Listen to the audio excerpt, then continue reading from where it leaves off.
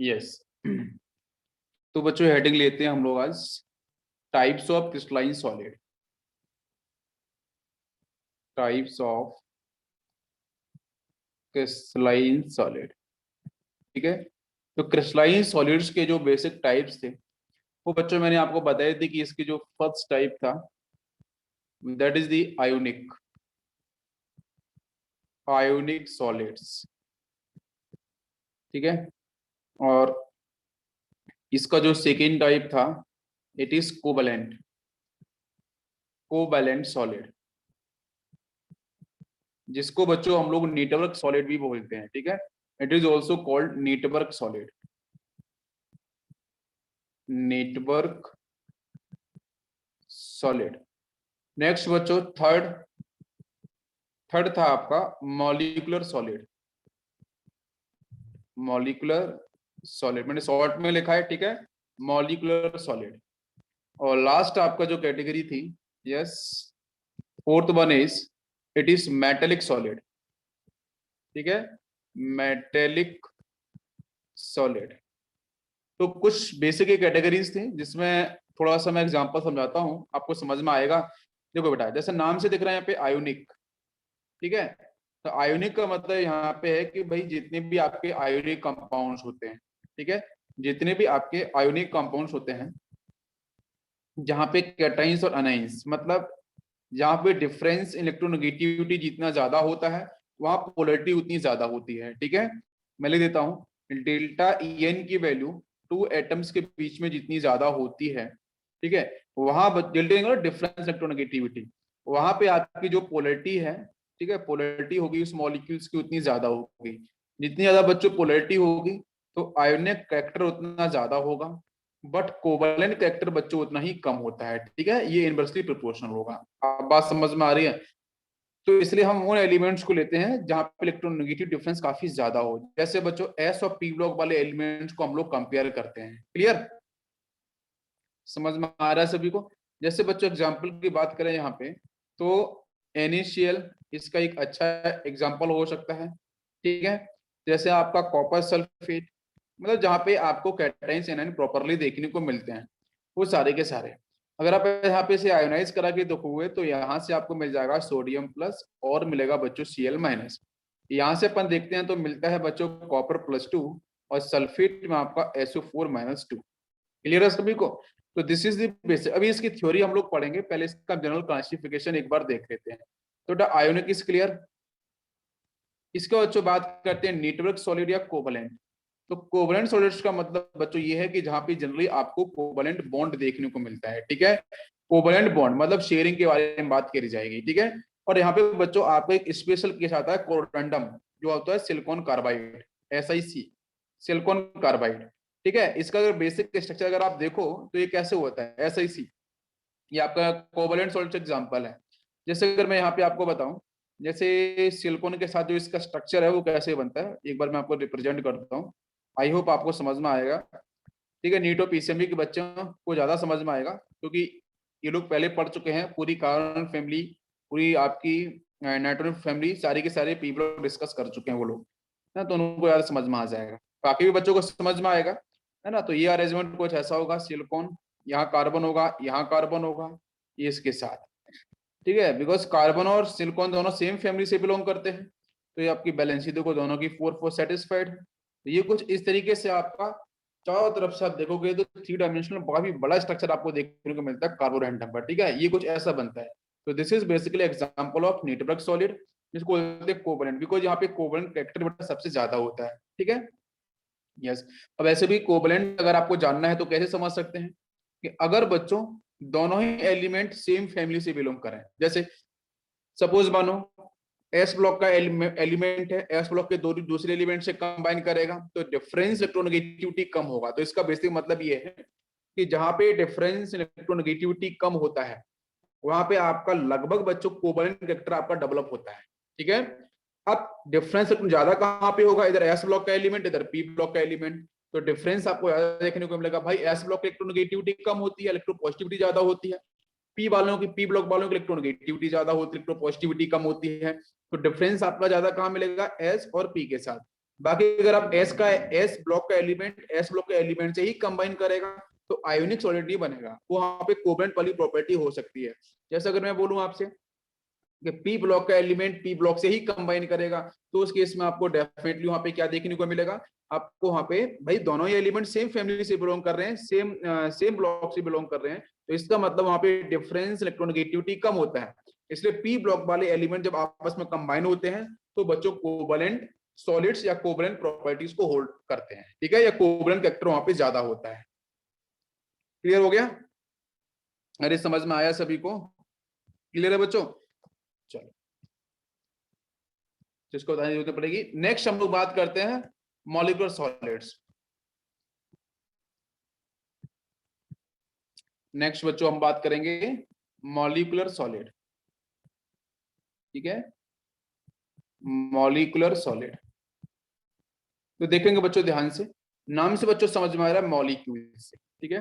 तो इसमें बेसिकली क्या होगा, जो बच्चों इसका जो एंटिटीज होगा, जो इसका कॉन्स्टिट्यूएंट पार्टिकल्स होंगे, वो बच्चों क्या होंगे, मॉलिक्यूल्स। नाम से ही समझ में आया क्या होगा, मॉलिक्यूल्स होंगे। तो मतलब एक न्यूट्रल मॉलिक्यूल्स दूसरे न्यूट्रल मॉलिक्यूल के साथ कंबाइन करेगा, तो बेसिकली यहाँ पे जो फोर्स ऑफ अट्रैक्शन मिलता है, ये आपको मिलता है वॉन डेर बॉल। कौन सा मिलता है? वॉन डेर बॉल फोर्स ऑफ अट्रैक्शन। ये जनरली आपको यहाँ पे देखने को मिलते हैं। इसमें कुछ एग्जांपल्स बच्चों आते हैं वेरी पॉपुलर, जैसे ऑक्सीजन आपका, ठीक है, ऑक्सीजन के साथ ऑक्सीजन कंबाइन करेगा, जैसे एक O2 यहाँ पे है, दूसरा U2 है, ये आपस में बच्चों दोनों न्यूट्रल हैं, आपस में कंबाइन करेंगे तो यहाँ पे आपको वॉन डेर बॉल फोर्स ऑफ अट्रैक्शन देखने को मिलेगा। कल बेटा बताया भी था लंदन फोर्सेस, ठीक है, लंदन फोर्सेस, डिस्पर्जन फोर्सेस यहाँ पे देखने को आपको मिलेगा। जैसे बच्चों और भी एग्जांपल इसके ले सकते हैं, जैसे आपका कार्बन डाइऑक्साइड हो गया, वो भी इसी एग्जांपल में आ सकता है, ठीक है। जैसे बोलूं मैं कि कार्बन डाइऑक्साइड का एक मॉलिक्यूल है, यहाँ से CO2 का दूसरा मॉलिक्यूल है, आपस में अगर ये गैसेस कंबाइन करेंगी, बोथ आर न्यूट्रल, तो यहाँ भी आपको जो फोर्स होगा वो आपका वॉन डेर बॉल फोर्स ऑफ अट्रैक्शन आपको यहाँ पे देखने को मिलेगा। तो यहाँ से पूरा का पूरा आपका मॉलिक्यूलर सॉलिड आपको देखने को मिलता है, ठीक। सभी को समझ में आया यहाँ तक? अभी थ्योरी पढ़ेंगे हम, पहले आपको मैं एक बार कैटेगराइज कर दूं जिससे आपको थ्योरी समझने में काफी आसानी होगी। फोर्थ बच्चों बात करते हैं मेटेलिक सॉलिड। मेटेलिक सॉलिड नाम से बच्चों क्लियर है, मेटल। तो यहाँ पे डी ब्लॉक वाले एलिमेंट जनरली देखने को मिलते हैं, या फिर आपके, मैं सिंपल बोलूं बच्चों, मेटल, जो एलिमेंट इलेक्ट्रोपॉजिटिव होते हैं, जो एलिमेंट मेटेलिक प्रॉपर्टी को होल्ड करते हैं, वो एलिमेंट्स यहाँ पे आपको देखने को जनरली मिलते हैं। जैसे बच्चों, और यहाँ पे कौन सा बॉन्ड देखने को मिलता है, तो उसके बेटा नाम होता है मेटेलिक बॉन्ड। कौन सा बॉन्ड होता है? मेटेलिक बॉन्ड आपको देखने को मिलता है। जैसे अगर एग्जाम्पल होगा आयरन का कनेक्शन, आयरन का एटम आयरन के साथ कनेक्ट होगा, ठीक है। और जैसे अगर मैं यहाँ पे एग्जांपल आपको दूं सोडियम के साथ, ठीक है, एग्जांपल बच्चों कैल्शियम का हो गया, आपके कॉपर के होंगे, तो ये जो कॉपर की जो स्ट्रिप होगी, कॉपर की जो रॉड होगी, है ना, ये सारे के सारे बच्चों मेटेलिक बॉन्ड के थ्रू यहाँ पे देखने को मिलते हैं। मेटेलिक बॉन्ड होता क्या है, इसके बारे में हम लोग डिस्कशन करेंगे अभी, ठीक है। तो बेसिक पार्ट आपको समझ में आया पाया हो? क्लियर हुआ सभी को, सभी बच्चों को? गुड।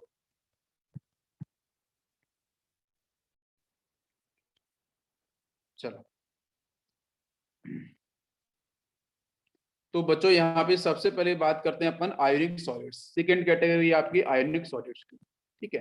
पहला पॉइंट है, in these crystalline solids the constituent particles are positive and negative ions, मतलब कैटाइंस और एनाइंस, ठीक है।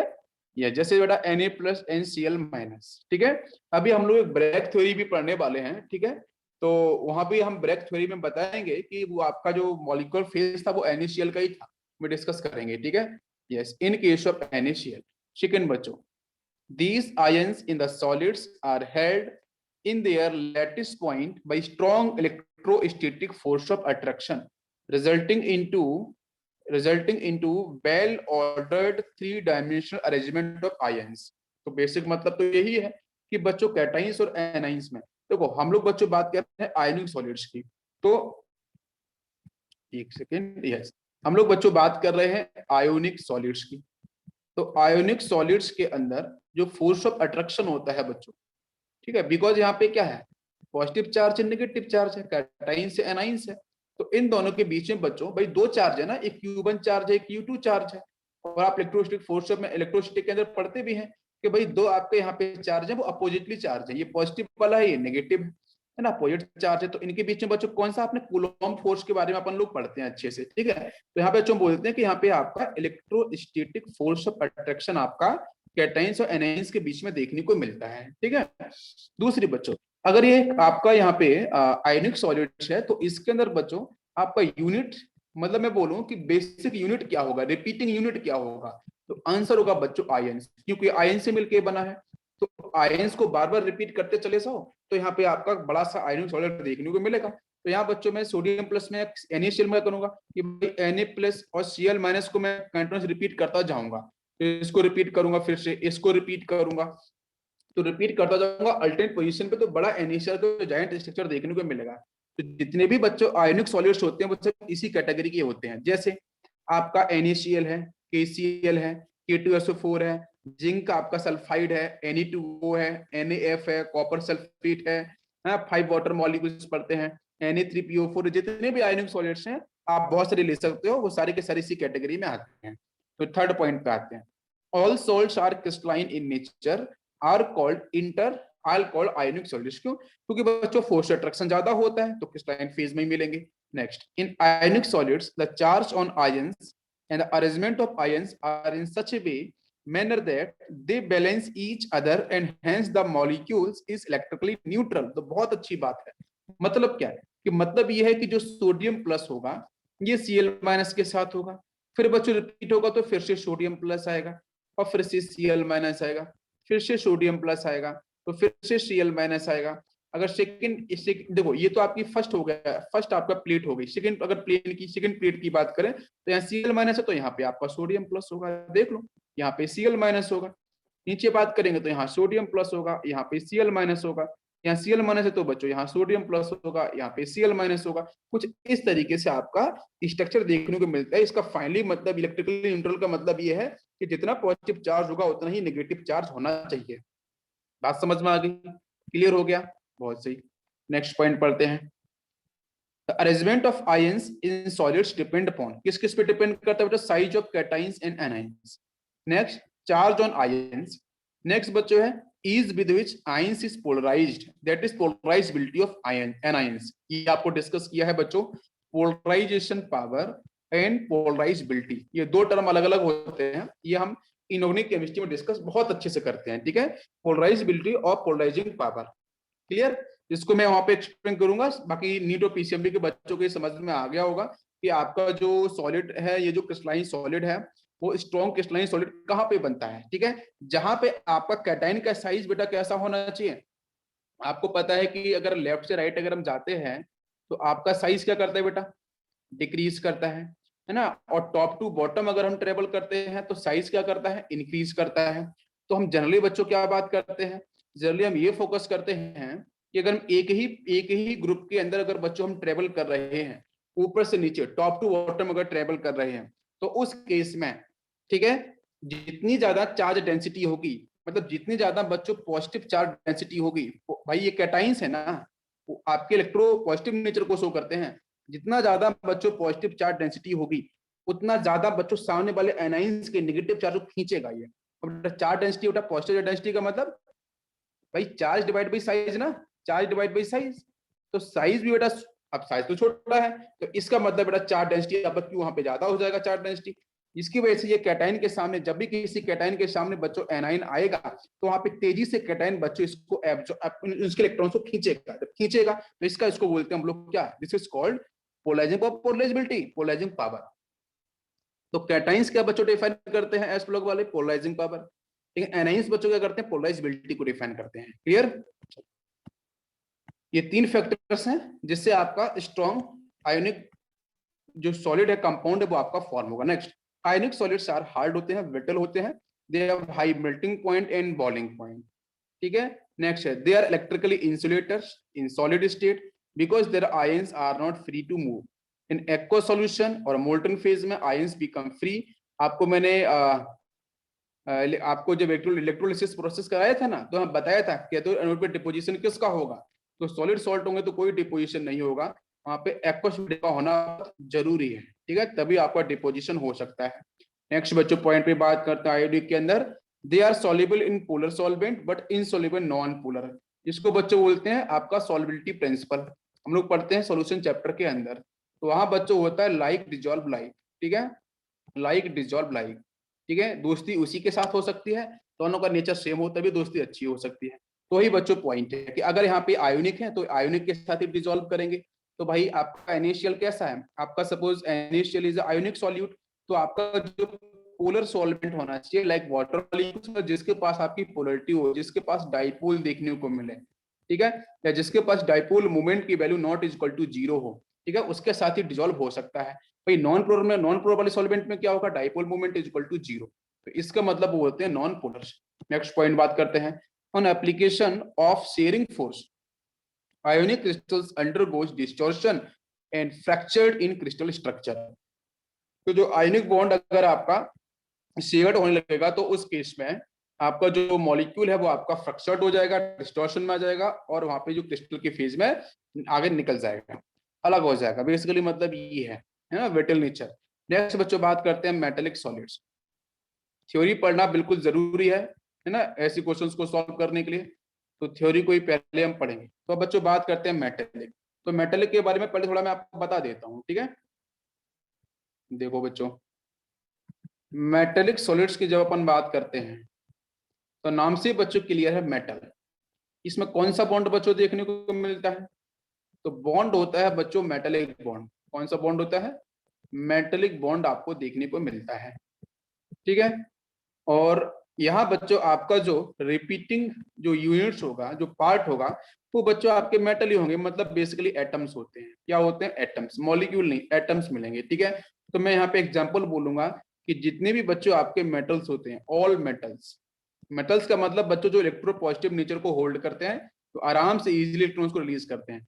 जितने भी बच्चों मेटल्स होते हैं या जितने बच्चों एलॉय होते हैं, ठीक है, एलॉयज भी इसका एग्जांपल है, वेरी इंपॉर्टेंट। तो जितने बच्चों मेटल्स हैं, जितने आपके एलॉयज हैं, या एग्जांपल बच्चों सोडियम है, पोटेशियम है, कॉपर है, आयरन है, जिंक है, कैडमियम है, आपका यहाँ पे सॉरी कैल्शियम है, एल्यूमिनियम है, ब्रास है, ब्रॉन्ज है, ठीक है, ये सारे के सारे है, ब्रास ब्रॉन्ज, ये सब एलॉय हैं। जितने भी सारे के सारे आपके मेटल्स एलॉयज होते हैं वो मेटेलिक सॉलिड्स को रिप्रेजेंट करते हैं। क्या सभी को समझ में आ गई, बिल्कुल क्लियर, बहुत सही। आगे चलते हैं, पढ़ते हैं line by line. In metallic solids the constituent particles are positively charge metal ions and free electrons. एक बहुत अच्छा पॉइंट यहाँ पे लिखा गया है जिसको मैं थोड़ा समझाने की कोशिश करता हूँ। देखो बच्चों, यहाँ पे क्या होगा, जैसे मान के चलो यहाँ पे आपके मेटल है, लाइक बच्चों आयरन है, ध्यान देना सभी लोग, है ना।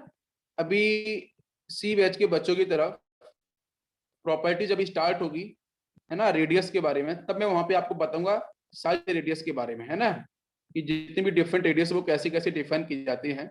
बाकी अभी आप थोड़ा समझ लो यहाँ पे, ठीक है। बाकी नीट पीसीएम बच्चों को क्लियर कट समझ में आ जाएगा अच्छे से। आपको पता होना चाहिए कि केमिस्ट्री के अंदर हर चैप्टर इंटरकनेक्टेड है, कोई चैप्टर अलग नहीं है, ठीक है। चलो, अगर कोई बोलता है कि अलग चैप्टर है तो आपको वो गलत पढ़ाता है, ठीक है, सीधा सा पॉइंट ये है, कंप्लीट एक्सप्लेनेशन नहीं मिलेगा, हर चैप्टर इंटरकनेक्टेड है। तो बच्चों मान के चलो ये सारे के सारे जो एटम है वो आपके आयरन के हैं, ध्यान देना बच्चों, बिल्कुल। और एलॉय बच्चों कैसे बनता है, मैंने एग्जांपल एलॉय का दिया था, तो अब बोलना चाहिए कि भाई सब एलॉय की बच्चों बात करते हैं, तो एलॉय बच्चों तभी पॉसिबल होता है कि मान चलो ये पूरे आयरन के ब्लॉक है, पूरा आयरन का एक प्लेट है, इस प्लेट से बच्चों कौन सा, भाई एलॉय में क्या होता है, भाई मिक्सिंग करते हैं अदर मेटल्स के साथ। तो मैं बच्चों सपोज यहाँ कॉपर लेके आया, तो ध्यान देना, मैं यहाँ पे ऐसे ऐसे मेटल आयन को लेके आऊंगा, ऐसे एलिमेंट को लेके आऊंगा जिसका बच्चों साइज, मैं जो वर्ड यूज कर रहा हूँ बहुत इंपॉर्टेंट है, और साइज से मतलब रखो, रटने की जरूरत नहीं पड़ेगी। जिसका बच्चों एटॉमिक साइज, जिसका एटॉमिक साइज अप्रोक्सीमेटली बच्चों जो यहाँ से निकलने वाला आयरन का जो एटम होगा, उस आयरन के एटम के साइज के इक्वल जिन जिन एलिमेंट, जिन जिन मेटल के एटम का साइज बराबर होगा, वही मेटल बच्चों इस आयरन को डिस्प्लेस कर सकता है। क्या आपको मेरी बात समझ में आ रही है। तो यहाँ से बच्चों मान लो दो आयरन के एटम आपके निकल गए, तो यहाँ पे ऐसा मेटल इन दोनों प्लेस पे आएगा, एक इस प्लेस पे और एक इस प्लेस पे, ऐसा मेटल आएगा कि जिस मेटल का अप्रोक्सीमेट साइज बच्चों, एटॉमिक साइज अप्रोक्सीमेटली इक्वल होना चाहिए आयरन एटम के साथ, तभी परफेक्ट एलॉय का फॉर्मेशन होता है। दिस इज मस्ट और very important condition for the alloy formation, ठीक है। साइज आपका लगभग सिमिलर और क्लियर होना चाहिए, मैच होना चाहिए, अप्रोक्सीमेट इक्वल होना चाहिए।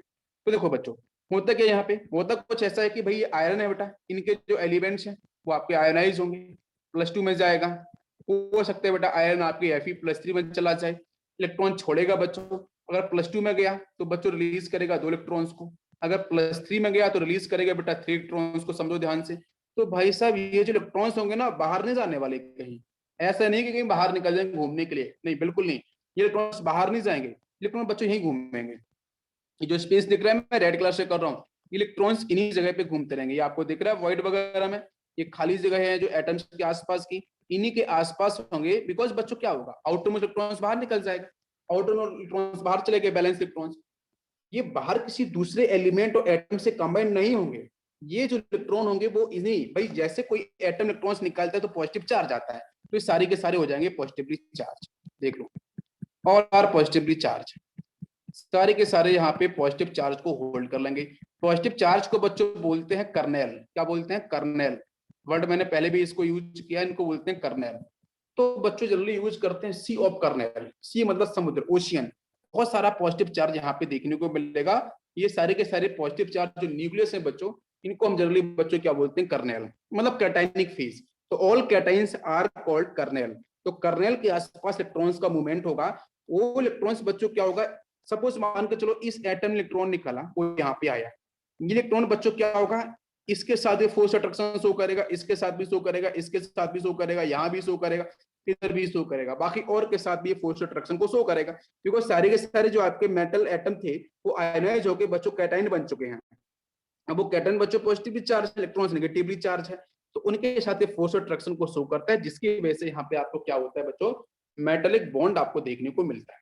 अब ये बात पूरी समझ में आई होगी, जैसा वहां पे लिखा है कि positively charge metal ion in free electrons, जो निकला है उसी के साथ फोर्स अट्रैक्शन देखने को मिलता है। Second point, due to low ionisation energy. बेटा लो आयनाइजेशन एनर्जी का मतलब क्या है? ठीक है, हम सी बैच के बच्चों के लिए बता रहे हैं। लो आयनाइजेशन एनर्जी का मतलब ये है, ionisation energy term is used for metal. ठीक है, और लोगों को टेबल पढ़ा रहा हूँ, वो धीरे धीरे वहां पे पहुंच जाएंगे। ठीक है, तो low ionisation energy use for metal. तो बच्चों जो मेटल्स होते हैं वो इजिली क्या होना चाहेंगे बच्चों, स्टेबल होना चाहेंगे। उनके पास दो कंडीशन है, या तो बच्चों इलेक्ट्रॉन्स को एक्सेप्ट कर रहे हैं या फिर इलेक्ट्रॉन्स को रिलीज कर रहे हैं। तो होता कुछ बच्चों यूं है, अकॉर्डिंग टू इलेक्ट्रोकेमिकल सीरीज हम लोग पढ़ते भी हैं, according to standard reduction potential value भी हम लोग पढ़ते हैं। ये तो हम लोगों ने ऑलरेडी पढ़ा है, सीबीएस के बच्चों थोड़ा समझ में आएगा आपकी इलेक्ट्रोकेमिकल सीरीज के हेल्प से, कि बच्चों जो ऊपर वाले एलिमेंट होते हैं आराम से इलेक्ट्रो पॉजिटिव नेचर को होल्ड करते हैं, आराम से इलेक्ट्रॉन्स को बाहर निकालते हैं। तो ऊपर वाले मैक्सिमम आपके मेटल होते हैं, तो मेटल बच्चों इजीली क्या करते हैं, इलेक्ट्रॉन्स को फटाफट बाहर निकालते हैं, और निकालने के बाद बच्चों अपने जो नोबल गैस का जो कॉन्फिगरेशन उसको एक्वायर कर लेते हैं। तो मेटल्स की प्रॉपर्टी होती है, तो इसलिए बच्चों बोलते हैं कि लो आयनाइजेशन एनर्जी का मतलब ये है कि किसी भी पर्टिकुलर एटम से, किसी भी पर्टिकुलर एटम के आउटर मोस्ट इलेक्ट्रॉन्स को बाहर निकालना। क्या आपको मेरी बात समझ में आ रही है? किसी भी, भाई लेफ्ट राइट, बेटा देखो लेफ्ट राइट जाने पे साइज छोटा होता है, साइज छोटा होगा तो फोर्स अट्रैक्शन बढ़ेगा। तो आउटर मोस्ट इलेक्ट्रॉन्स बच्चों क्या होगा, न्यूक्लियस से बहुत, मैं आपको पढ़ाऊंगा ना जेड इफेक्टिव पढ़ाऊंगा, धीरे धीरे आएगा, जेड इफेक्टिव पढ़ाऊंगा समझ में आएगा। ठीक है, इफेक्टिव न्यूक्लियर चार्ज अभी धीरे धीरे आएगा, इसके नहीं कॉन्स्टेंट वगैरह आएगा, समझ में और ज्यादा आएगा, है ना। उधर बच्चों को पढ़ाऊंगा मैं पीरियड टेबल, मैं घूम जा रहा हूँ, मैं पीरियड टेबल चला जाता हूँ कभी कभी बोलते बोलते सॉलिड से। अब देखो, तो आउटर मोस्ट इलेक्ट्रॉन्स को बच्चों बाहर निकालना है। एक्चुअली इस पॉजिटिव, ये न्यूक्लियस है और यहाँ पे इलेक्ट्रॉन है, अपोजिटली चार्ज है, दोनों के बीच में फोर्स ऑफ अट्रैक्शन बच्चों वर्क करेगा। तो इस फोर्स ऑफ अट्रैक्शन को ब्रेक करने के लिए आपको यहाँ एनर्जी सप्लाई करनी पड़ेगी, भाई फोर्स अट्रैक्शन को तोड़ना है। तो इस आउटर मोस्ट इलेक्ट्रॉन्स को बच्चों 2 to 3 सेंटीमीटर शिफ्ट करना। 2 to 3 सेंटीमीटर का मतलब बच्चों इन्फिनिटी होता है for a particular atom, atom बहुत छोटा सा होता है। तो इस इलेक्ट्रॉन को इन्फिनिटी पे ले जाने के लिए बच्चों जो हम एनर्जी सप्लाई करेंगे उसको बोलते हैं हम लोग क्या, आयनाइजेशन एनर्जी वैल्यू। ठीक, यस। तो इनकी बेटा आयनाइजेशन एनर्जी वैल्यू कैसी होती है, मेटल्स की लो होती है। तो metal atom ion loses their valence electrons and becomes positively charged ions.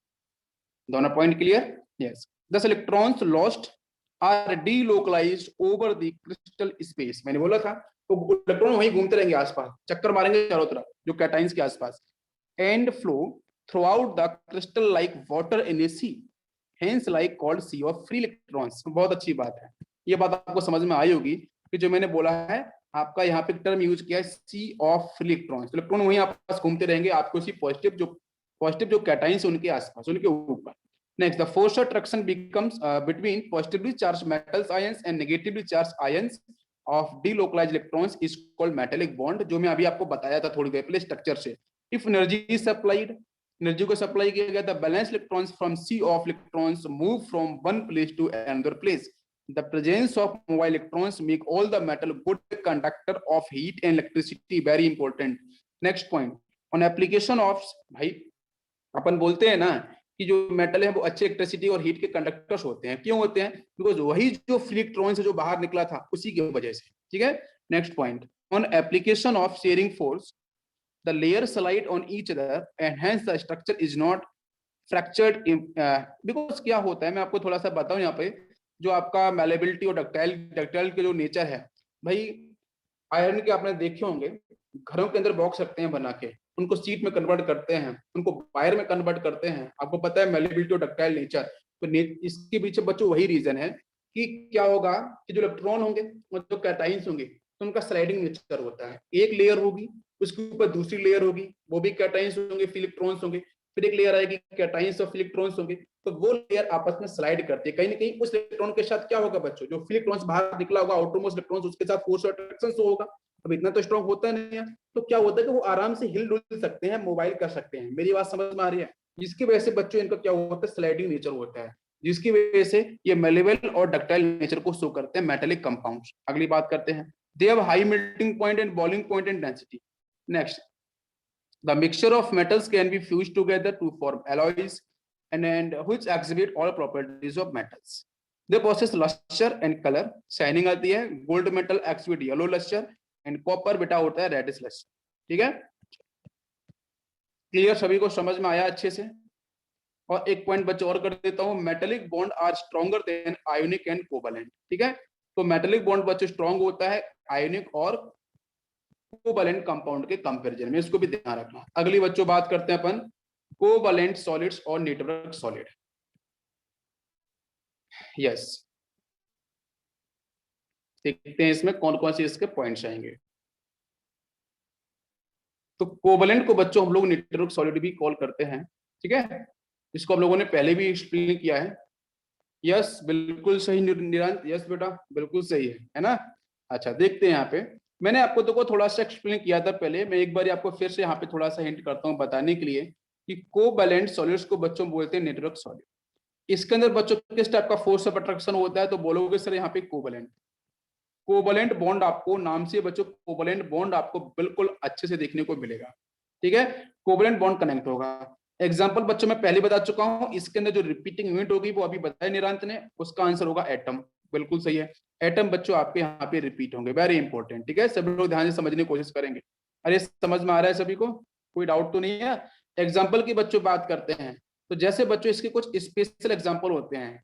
आपका जो नेटवर्क सॉलिड है, क्रिस्टलाइन है, जिसकी कुछ ये जो आपका यहाँ पे कोवैलेंट है, ऐसे कुछ स्पेशल एग्जाम्पल होते हैं। जैसे बच्चों मैं सपोज कुछ ले सकता हूँ, ऐसे O2 सिलिका हो गया है, ऐसे एल्यूमिनियम नाइट्राइड है, ये प्रीवियस ईयर में पूछा गया, aluminium nitride ALN, aluminium nitride Al+3 में होगा। ठीक है, और N-3 पे ऊपर चार्ज होगा, होल चार्ज +3 - 3 बैलेंस्ड होगा। ठीक है, तो एल्यूमिनियम नाइट्राइड कौन सा एग्जांपल है, किस सॉलिड का एग्जांपल है, तो आंसर होगा बच्चों कौन सा, कोवैलेंट सॉलिड का एग्जांपल है ALN। ठीक है, जैसे ग्रेफाइट हो गया, बहुत अच्छा एग्जांपल है, ग्रेफाइट हो गया, डायमंड हो गया। ठीक है, डायमंड भी इसी का एग्जांपल है। ग्रेफाइट है, डायमंड है, सिलिका है, एल्यूमिनियम नाइट्राइड है ना, जैसे आपका सिलिकॉन है, गैलियम है ना, ये सारे के सारे बच्चों एग्जांपल किसके आपके होंगे, यही कोवैलेंट सॉलिड के होंगे। अब समझ में आया सभी को? एक बार हम लोग थ्योरी पे पढ़ लेते हैं धीरे धीरे। पहला point, there crystalline solids in which the constituent particles are non metal atom. पहले से बच्चों बोल दिया गया है कि भाई अगर यहाँ पे उसने बोला है कोवैलेंट, तो कोवैलेंट बच्चों बॉन्ड कहाँ पे मिलता है भाई, कोवैलेंट बॉन्ड बनने के पीछे बच्चों क्या होता है, शेयरिंग होती है। शेयरिंग बच्चों कहाँ पे हो सकती है कि जहाँ पे एलिमेंट्स इलेक्ट्रोनेगेटिविटी वैल्यू लगभग बराबर हो। तो बच्चों जो पी ब्लॉक वाले एलिमेंट्स हैं, ठीक है, वही आपको जैसे बेटा मैंने ग्रेफाइट बोला, डायमंड बोला, एल्यूमिनियम नाइट्राइड बोला, मैंने सिलिका बोला, ऐसे ही O2, तो हर जगह आपको जो सेंट्रल एलिमेंट है वो कहीं ना कहीं आपको पी ब्लॉक वाले ही मिल रहे हैं, या जो साइड एटम्स है वो भी पी ब्लॉक वाले लगभग देखने को मिलते हैं। ठीक है, तो यहाँ पे आपको वही देखिए। नेक्स्ट है, two adjacent atom by covalent bond throughout the crystal forming a giant 3-dimensional structure, these covalent solids are called giant solids. ठीक है, and the constituent molecules are called giant molecules. Since covalent bonds are strong and directional, why directional?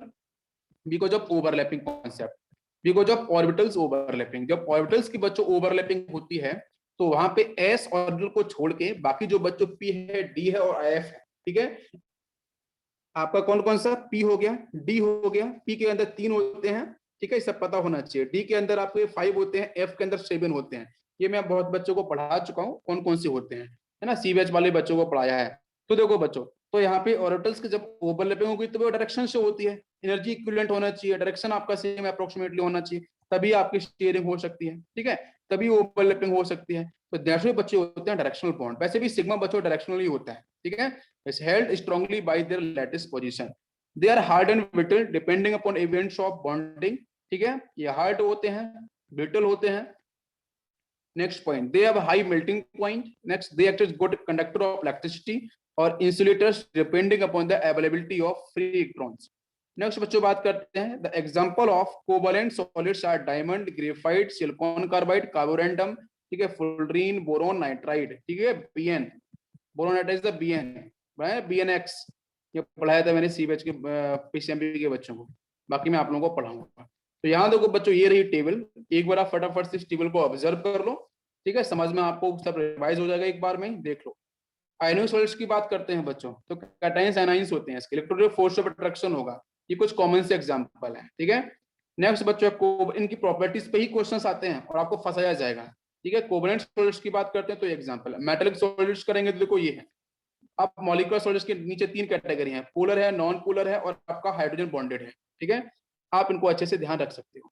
जैसे एक बच्चे ने question पूछा था कल कि सर कार्बन डाइऑक्साइड, देखो ये रहा CO2, तो CO2 is example of non polar molecular solid, non polar molecular solid, जिसके अंदर बच्चों CO2 ऑलरेडी आपका स्टेबल होता है, यहाँ पे लंडन फोर्सेस आपको देखने को मिलते हैं, ठीक है, इंसुलेटर होता है, सॉफ्ट होता है फिजिकल स्टेट और मेल्टिंग पॉइंट से काफी लो होता है, गैसियस होते हैं इसलिए, ठीक है। चलो देख लो एक बार, क्लियर हो गया सभी को यहाँ तक? एनी कंफ्यूजन किसी बच्चे को?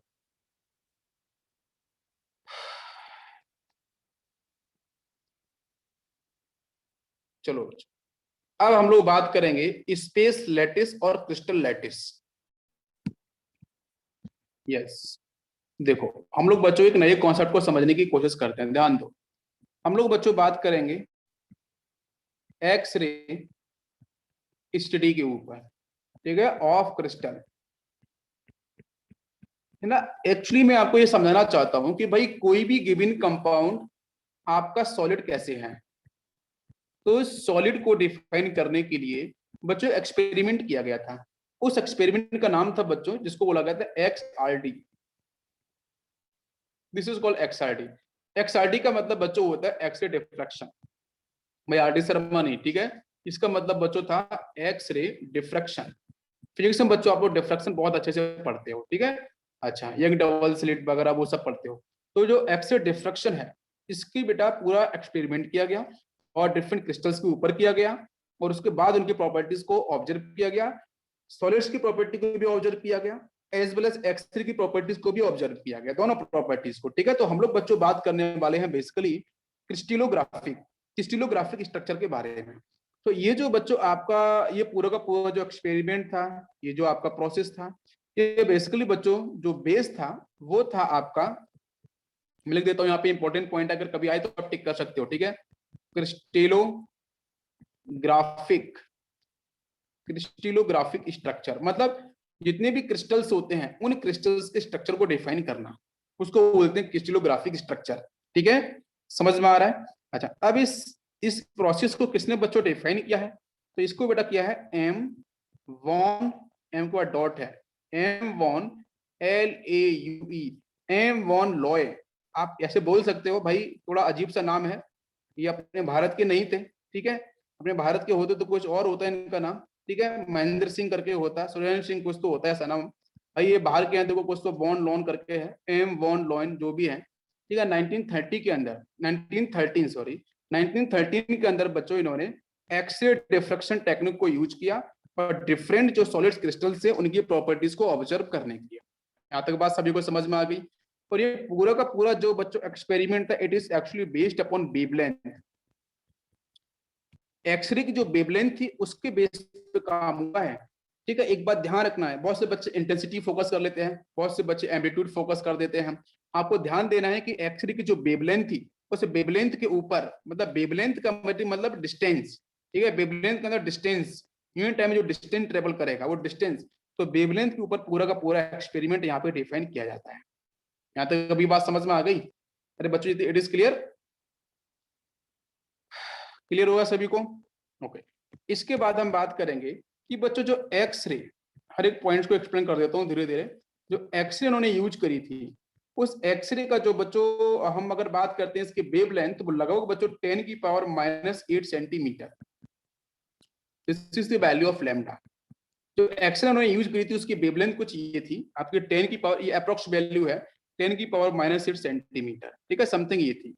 और एक बात और थी कि बच्चों जो भी इन्होंने सॉलिड्स यूज किए हैं, और बेसिक में एक पॉइंट और बताऊं कि जो भी आपके लगभग बच्चों मैं 95% सॉलिड्स की बात करूं, तो उन सॉलिड्स में उन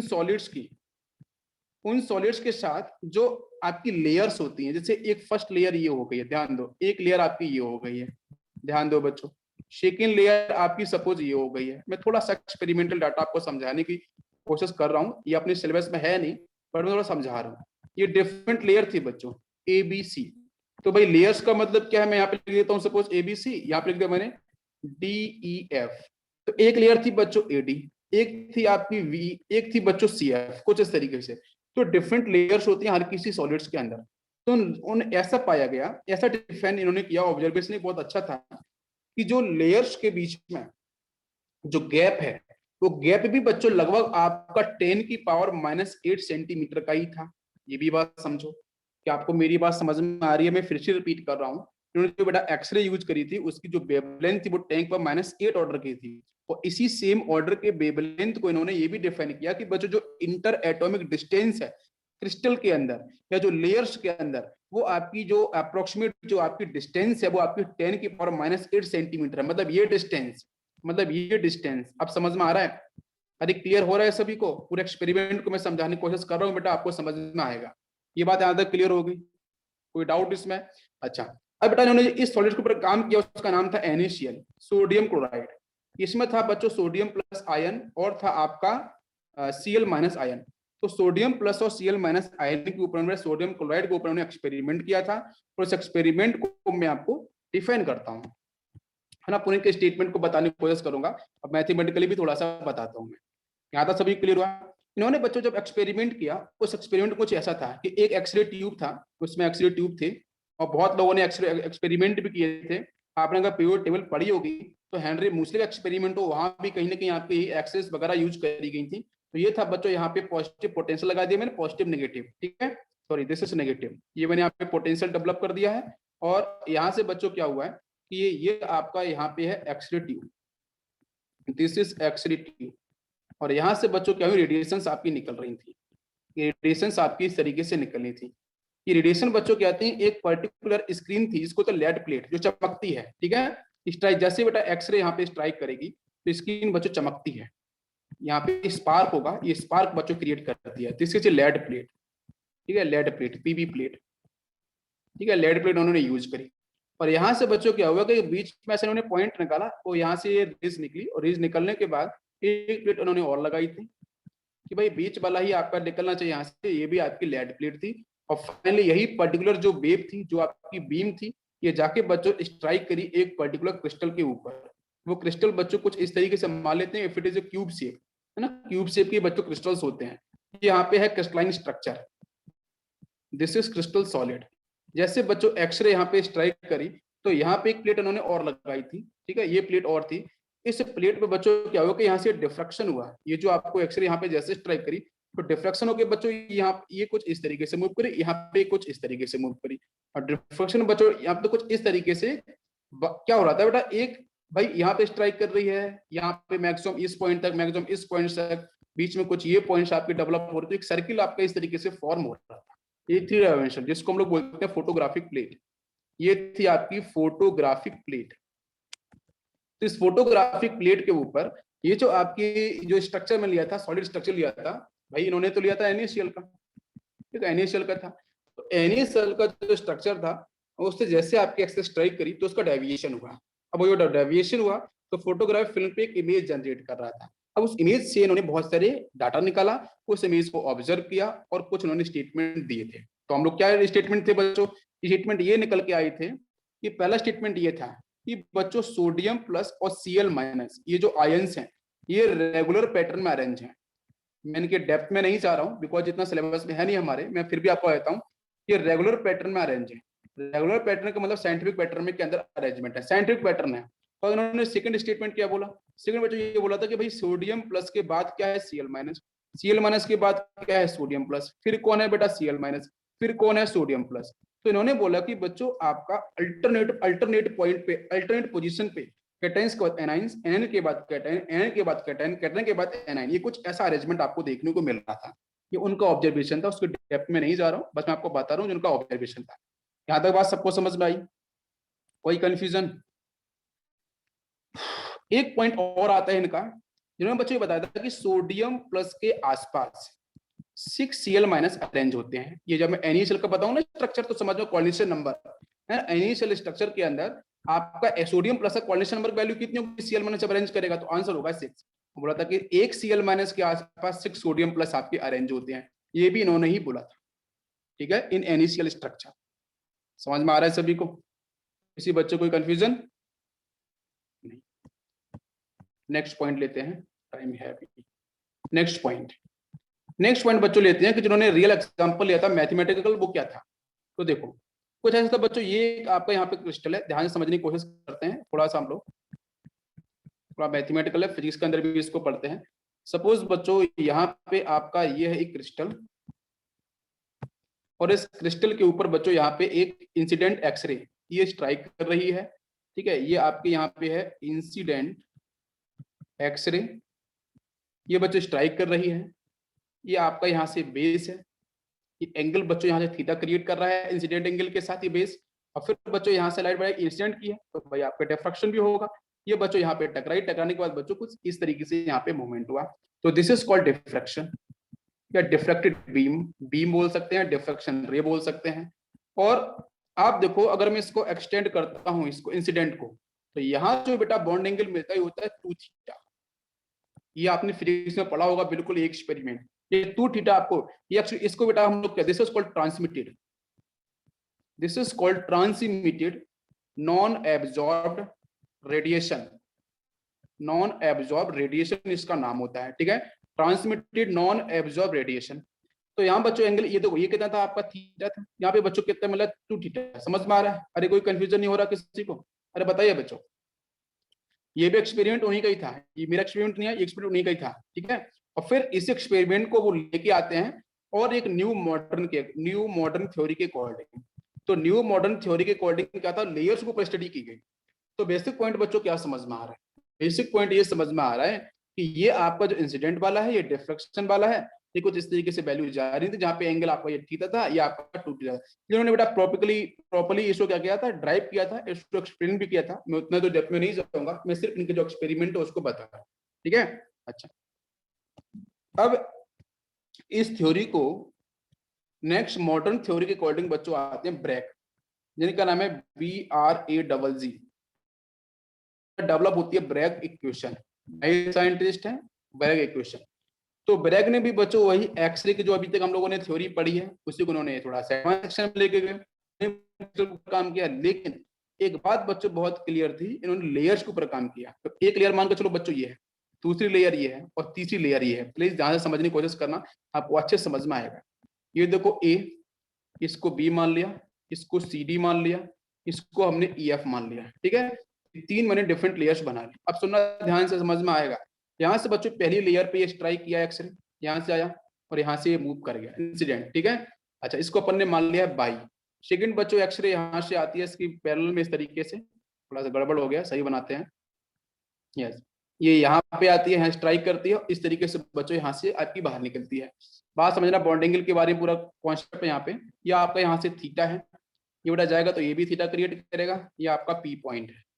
ठीक है, इसके बाद बच्चों जो सेकंड जो आपकी जो रे है उसको मान लिया मैंने Z, ऊपर वाली आपकी बाई है। जब बाई बच्चों इंसिडेंट की तो वहां पे आपका भाई अगर मैं इस P को इसके साथ कनेक्ट करूं तो यहाँ पे मैंने बोला R, पर यहाँ पे जो बॉन्ड एंगल बनता है ठीक है, वो आपका इधर से थीटा, यहाँ से ये थीटा, दोनों इक्वल, लेकिन ये वाला बॉन्ड एंगल बच्चों मिलता है 90 डिग्री। ये कितना मिलेगा? 90 डिग्री। ये भी कितना मिलेगा? 90 डिग्री। ठीक है, ये कुछ इस तरीके से बॉन्ड एंगल आपको यहाँ पे जनरेट हो। इसको पॉइंट ले लो, ऊपर वाला पी था तो इसको क्यू मान लो, और यहाँ पे आर ले लिया, इसको हम एस मान लेते हैं। ठीक है, अच्छा, अब इसी थ्योरी के रिस्पेक्ट पूरा एक्सपेरिमेंट हुआ डिफरेंट लेयर्स के ऊपर, और होने के बाद बच्चों इन्होंने कुछ वैल्यूज निकाली थी। यहाँ से मैं सीधा बोलता हूँ आपके कि जो निकल के आया था बच्चों, आप इसको आप अगर आप कंपोनेंट में ब्रेक करोगे तो उसके बाद यहाँ से डिफरेंट वैल्यूज निकल के आएंगी। उसके मैं रिजल्ट कुछ लिखता हूँ। तो बच्चों ये क्यू आर एस, आप देखो यहाँ से क्यू आर एस मतलब ये वाला सेक्शन, यहाँ से क्यू एक्चुअली हुआ क्या, अब इसको और समझ लो ऐसे कि जो बाई वाली, जब बाई रे आपकी इंसिडेंट करी थी पी पॉइंट पे, उसके कंपैरिजन में जो जेड वाली जब बेटा आपकी इंसिडेंट करी आर पॉइंट पे, तो जेड रे ने ज्यादा डिस्टेंस ट्रेवल करी एज कंपेयर टू बाई। एक ये भी स्टेटमेंट होता है, जो जेड आपकी जो वेव है, जो रे है, वो ज्यादा ज्यादा डिस्टेंस ट्रेवल करती है एज कंपेयर टू बाई रे। तो कितनी डिस्टेंस ट्रेवल करती है? तो बेटा वो करती है क्यू आर एस। ध्यान दो, ये जो है ना क्यू से आर एस, आप ध्यान दो, मैं आपको अलग तरीके से बताता हूँ। यहाँ पे ये जो है, ये वाला पॉइंट है क्यू आर एस, ये डिस्टेंस अधिक ट्रेवल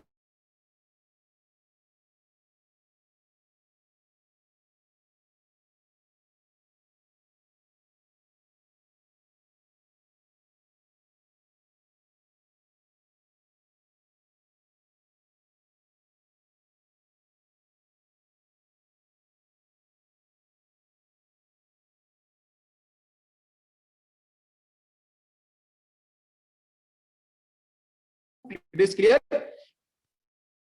से बच्चों। PR distance is called D. ये जो पीआर है इसको बोला गया है स्मॉल डी। स्मॉल डी मतलब क्या है? एक लेयर और दूसरे लेयर के बीच में जो डिफरेंस है उसको बोलते हैं हम लोग, एक लेयर और दूसरे के बीच में डिफरेंस इसको स्मॉल डी, इसको बोलते हैं inter nuclear distance, inter atomic distance. तो फाइनली बच्चों क्वेश्चन निकल के आती है 2 lambda is equal to 2d sine theta. यही होती है आपकी ब्लैक इक्वेशन, जिसपे बहुत सारे न्यूमेरिकल्स आपके बनते हैं, यहीं से निकल के आता है। तो 2d साइन थीटा आपको यहाँ से मिलेगा, 2d साइन थीटा, और प्लस आपका यहाँ से 2 लैम्डा, लैम्डा क्या है? आपकी डिस्टेंस है। तो 2d sine 2 n lambda is equal to, generally यहाँ पे एन लैम्डा फॉलो करते हैं आपके डिफ्रैक्शन की वजह से, n lambda is equal to 2d sine theta. इसको आपको ध्यान रखना है, ये आपकी होती है ब्रैग इक्वेशन। लैम्डा यहाँ पे क्या है? आपकी वेवलेंथ है एक्स रे की जो यूज की जाएगी। थीटा आपका क्या है? जो एंगल है किसके बीच में होगा? जो incident X ray and plane of crystals के बीच में। ठीक है, यस। नेक्स्ट बच्चों बात करते हैं स्मॉल डी, क्या है? आपकी distance between plane of particles या क्रिस्टल। और लास्ट बच्चों होती है आपकी यहाँ पे स्मॉल एन। स्मॉल एन आपका होता है यहाँ पे डिफ्रैक्शन बीम्स। डिफ्रैक्शन बीम्स में एन की वैल्यू बच्चों आपकी स्टार्ट होती है n is equal to 1, 1, 2, 3 and 4, कुछ इस तरीके से वैल्यूज आपके यहाँ पे डिफाइन होती हैं। ठीक है, ये हो गया आपके यहाँ से ब्रैग इक्वेशन। इस ब्रैग इक्वेशन के थ्रू आपका ये पूरा का पूरा क्रिस्टल का स्ट्रक्चर डिफाइन किया जाता है।